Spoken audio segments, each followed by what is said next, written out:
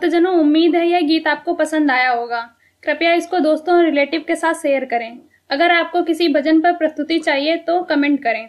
हम आपके लिए इस चैनल पर उस भजन को प्रस्तुत करने का प्रयास करेंगे। अगर आपने हमारे YouTube चैनल को सब्सक्राइब नहीं किया है तो तुरंत सब्सक्राइब करें और बेल आइकन दबाना बिल्कुल ना भूलें। धन्यवाद।